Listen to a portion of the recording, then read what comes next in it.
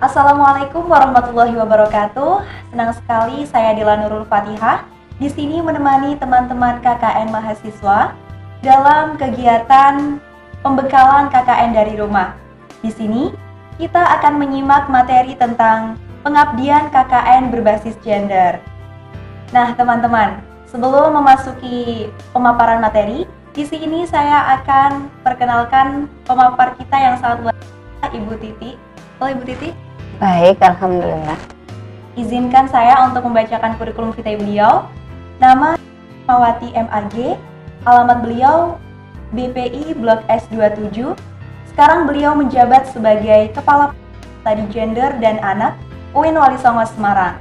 Nah, teman-teman KKN, kali ini kita akan bahas kenapa sih perlu adanya pengabdian KKN berbasis gender dan seperti apa sih kegiatannya. Silahkan Ibu Titik untuk memaparkan materi.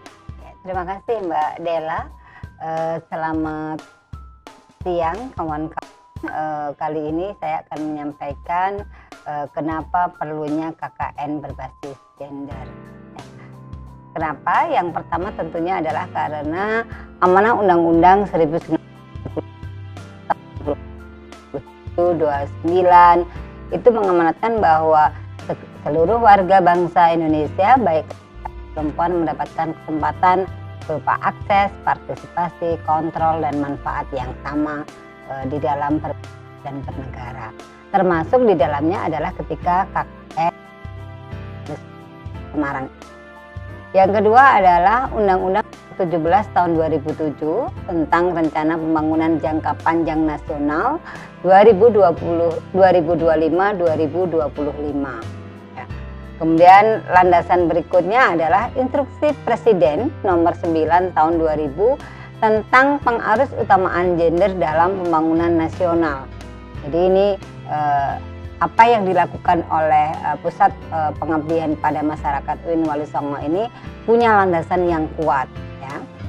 Berikutnya lagi sebagai landasan kenapa harus KKN berbasis gender, ini adalah SDGs, Sustainable Development Goal, yang merupakan sebuah program pembangunan berkelanjutan di mana di dalamnya terdapat 17 tujuan. Ini yang menjadi landasan dari adanya KKN berbasis gender.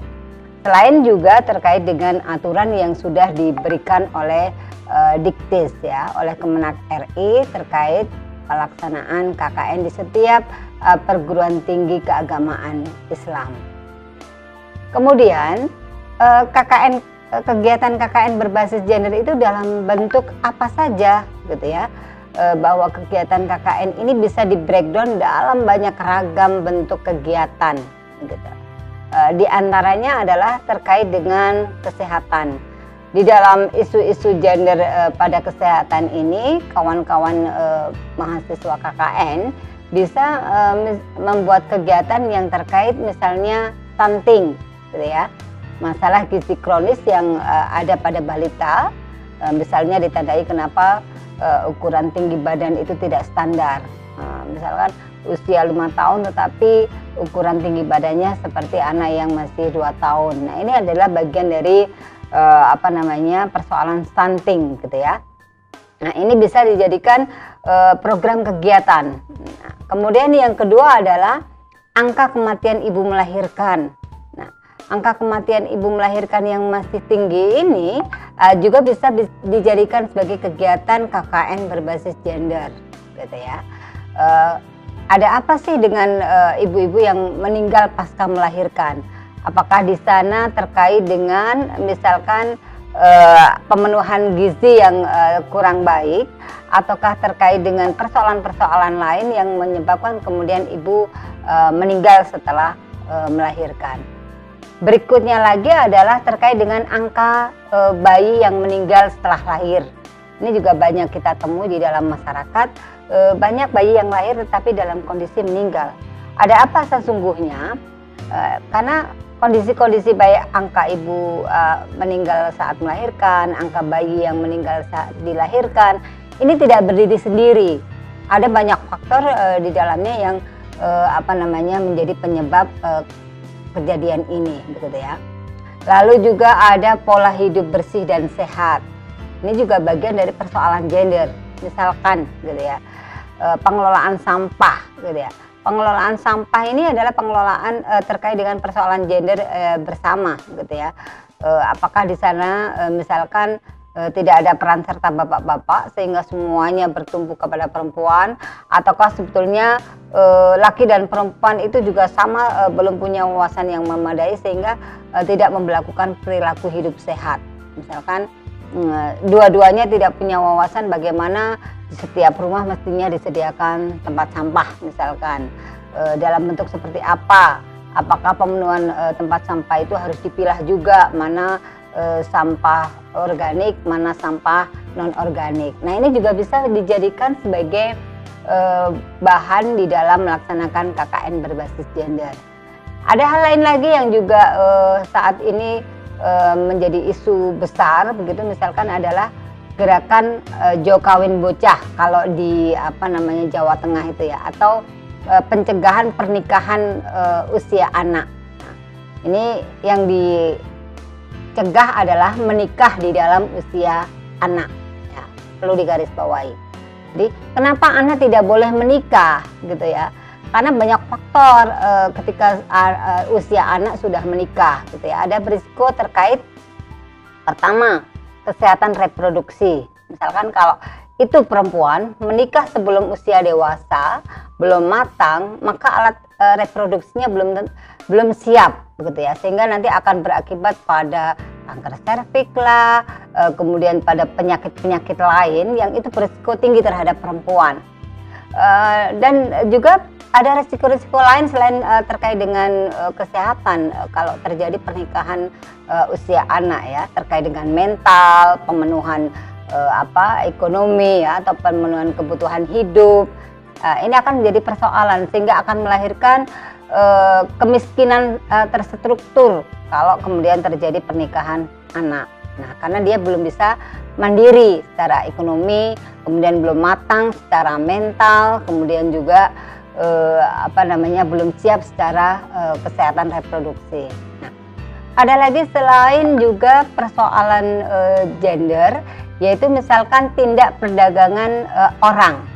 Nah, tindak perdagangan orang ini bisa terjadi pada anak-anak dan juga bisa terjadi pada manusia dewasa. Contohnya misalkan kalau pada manusia dewasa, banyak kasus yang terjadi pada TKI atau TKW gitu ya. Kalau TKI biasanya digunakan untuk laki-laki, sementara kalau TKW khusus untuk perempuan ya. Kasus-kasus di mana misalkan ada TKW atau TKI yang mengalami penelantaran di tempat kerjanya, tidak dibayarkan, kemudian juga tidak punya skill yang memadai. Ini adalah bagian dari persoalan tindak perdagangan orang. Kenapa? Kadang TKI, TKW yang dibawa ke luar negeri itu atau dikirim ke luar negeri itu, satu memang tidak dalam kondisi yang dia sudah punya kemampuan, dan bahkan usia juga bisa dimanipulasi begitu ya. Ini juga menjadi persoalan gender. Nah, dan ini tidak terjadi pada perempuan saja, tapi juga pada laki-laki. Hanya saja kasus yang lebih banyak dan memang yang dalam posisi rentan itu adalah perempuan. Nah, kalau kawan-kawan mahasiswa KKN-nya di tempat-tempat yang punya resiko atau rentan dengan kasus-kasus TPPO ini bisa diangkat sebagai KKN berbasis gender ya.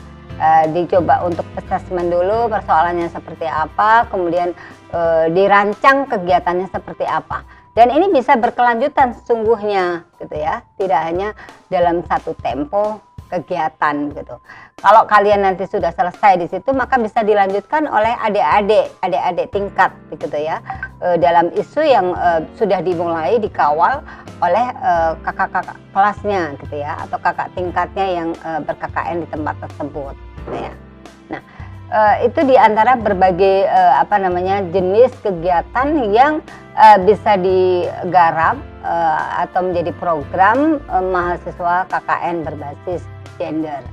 Nah, lalu terkait dengan KKN ini, kegiatan ini itu juga selain tadi yang saya sampaikan poin-poinnya, itu juga bisa menggarap terkait dengan pola asuh ya, pola asuh di dalam keluarga. Jadi apakah selama ini pola asuh di dalam keluarga itu sudah dilakukan bersama-sama antara ayah dan ibu atau suami dan istri ketika dia melakukan pola asuh di dalam keluarga, ataukah dalam kondisi yang belum seimbang sehingga kemudian mengakibatkan anak-anak tumbuh atau berkembang dengan tidak mendapatkan perhatian yang seimbang dari ayah ataupun dari ibu. Juga misalkan kasus kalau di dalam lingkungan itu ada masih tradisi sunat nih misalkan, itu juga bisa diangkat sebagai kegiatan atau program KKN berbasis gender. Sunat terutama sunat perempuan gitu ya. Kalau sunat laki-laki memang hampir diwajibkan ya, karena banyak kemaslahatannya dibanding maldorotnya. Tetapi sunat perempuan kita perlu tinjau ulang begitu ya, karena di beberapa tempat masih ada tradisi yang bisa jadi memakai atau melakukan sunat terhadap perempuan. Nah, dalam terkait sunat perempuan ini bisa dilihat plus minusnya, apakah itu akan membuat kemaslahatan atau lebih banyak madorotnya. Nah, ya, karena sunat itu juga dilakukan oleh siapa, gitu ya? Apakah dilakukan sesuai dengan tindakan medis yang seharusnya, kalaupun itu dilakukan, gitu ya. Nah, ini yang bisa menjadi program garapan dari kawan-kawan yang melakukan KKN berbasis gender, gitu ya. Nah, pada KKN berbasis gender ini pun kawan-kawan juga sebetulnya bisa menggandeng atau bermitra dengan banyak pihak, begitu ya, banyak pihak. Tidak hanya mengandalkan atau bertumpu dari dalam kampus. Misalkan terkait dengan kesehatan, kawan-kawan bisa menggandeng dinas kesehatan setempat, begitu ya. Jadi kalau kawan-kawan ada di luar Semarang, ya bisa menggandeng dinas kesehatan dari kabupaten atau kota di mana kawan-kawan berada, begitu ya. Kalau itu juga terkait dengan misalkan TPPO ya, tindak perdagangan orang, atau terkait dengan kekerasan seksual, begitu ya. Kawan-kawan bisa menggandeng dinas pemberdayaan perempuan dan perlindungan anak di setiap kabupaten kota di mana kawan-kawan berada, begitu ya. Nah, kalau itu terkait dengan perkawinan anak, itu bisa leading sectornya tidak hanya tunggal, tidak hanya satu. Bisa Dinkes diajak melihat dari perspektifnya kesehatan, kemudian Kemenak, pengadilan agama, gitu ya. Kenapa Kemenak dan pengadilan agama? Misalkan pengadilan agama itu merupakan sebuah lembaga yang bisa dimintai untuk pengajuan dispensasi perkawinan. Jadi kenapa bisa digandeng? Lalu Kemenak, pernikahan itu kan eksekusinya ada di KUA, gitu ya. Dan KUA itu adalah bagian dari Kemenak. Maka ini juga bisa digandeng. Nah, kemudian juga Dinas Pemberdayaan Perempuan dan Anak, Perlindungan Anak, itu juga bisa digandeng. Wacananya seperti apa kalau di dalam Dinas Pemberdayaan Perempuan dan Anak? Bagaimana ini bisa diantisipasi? Langkah apa saja yang bisa dilakukan? Nah, ini kawan-kawan nanti sebetulnya ketika melakukan pengabdian berbasis gender ini, outputnya kawan-kawan tidak hanya sekedar mempunyai misalkan laporan atau menulis artikel, tapi juga bisa ditelaah lebih mendalam dengan melakukan penelitian. Dan itu bisa juga menjadi satu bahan skripsi kalau kawan-kawan mau melakukan menulis skripsi berbasis gender, begitu ya. Dan ini juga bisa diajukan dalam penelitian yang kompetitif, gitu. Nah, itu banyak aspek yang bisa kawan-kawan dapatkan kemanfaatannya ketika melakukan pengabdian berbasis gender ini. Oke Bu, terus contoh kegiatan apa sih, apalagi kan ini dalam kegiatan yang tentunya dalam masa pandemi ya, yang cocok untuk hal-hal seperti itu seperti apa? Nah, yang cocok seperti apa sungguhnya dilihat dari asesmen di lokasi masing-masing ya. Kita tidak bisa mengatakan ini loh yang paling tepat karena persoalan di setiap kabupaten kota itu beragam. Maka dilihat di dalam kabupaten kota setempat itu isu yang hari ini fenomenal adalah apa. tidak hanya fenomenal secara berita ya, tetapi dikomunikasikan dengan dinas-dinas misalkan.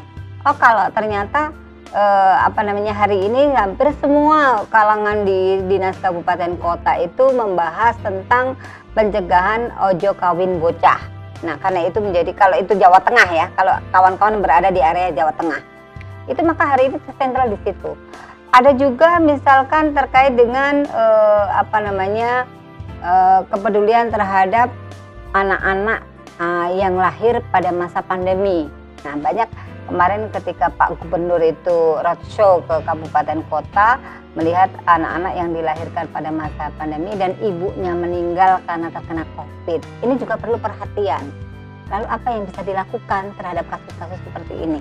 Nah kawan-kawan KKN itu bisa menjadikan kasus-kasus yang ada di lapangan sebagai basis program. Karena apa? Kegiatan di dalam KKN berbasis gender dari rumah itu ketika areanya, zonanya itu sudah levelnya lebih rendah, kan bisa juga dilakukan tatap muka offline ya, dengan tetap menjaga prokes begitu. Nah jadi apa pilihannya adalah tergantung dari asesmen masing-masing kelompok KKN itu sendiri, mau fokusnya di mana gitu ya. Dan apakah bentuknya dalam bentuk webinar yang online atau dalam bentuk offline. Nah, tetapi kaitannya masih berbasis gender tadi. Oke, baik. Berarti untuk teman-teman KKN mahasiswa dari rumah bahwasanya kita itu bisa bekerja sama dengan sektor yang ada di sekitar kita ya, seperti sangat. Ya. Kemudian juga disesuaikan dengan tempat kita tinggal. Misal kita di Jawa Tengah dengan isu-isu yang ada. Betul. Dan bahkan kalau kawan-kawan juga ada di lingkup paling kecil gitu ya, kawan-kawan kan bisa menggandeng misalkan PKK, kemudian Posyandu, kemudian bidan desa, seperti itu. Oke, mungkin apa sih pesan buat teman-teman KKN dari rumah, dari Ibu nih, tentang kegiatan KKN berbasis gender yang akan mereka lakukan? Oke, pesan saya untuk kawan-kawan yang berada di lokasi masing-masing KKN dari rumah berbasis gender, tentunya pilih setidaknya satu program yang menurut kawan-kawan itu menjadi isu sentral di tempat kalian. Kenapa? Kalau itu menjadi isu sentral di tempat kalian, itu akan punya banyak kemanfaatan dan menebarkan kemaslahatan bagi masyarakat sekitar. Kalau isunya tidak di luar sentral kalian tinggal, itu nanti kemudian kemanfaatannya akan menjadi lebih sedikit. Jadi pesannya jangan lupakan di mana Anda tinggal, maka isu itu harus digali dari atau di assessment dari apa yang ada di dalam lokal kalian berada. Terima kasih Bu Titi, pemaparannya yang sangat luar biasa. Oke teman-teman, semoga materi tentang pengabdian KKN berbasis gender ini dapat menjadi pedoman teman-teman untuk melaksanakan kegiatan KKN dari rumah. Luar biasa, terima kasih ya Ibu Titi. Sama-sama Mbak Dela. Baiklah teman-teman, saya Dela Nurul Fatihah pamit undur diri. Apabila ada kesalahan, mohon maaf yang sebesar-besarnya. Akhirnya, wabillahi taufiq wal hidayah, waridho wal inayah. Wassalamualaikum warahmatullahi wabarakatuh.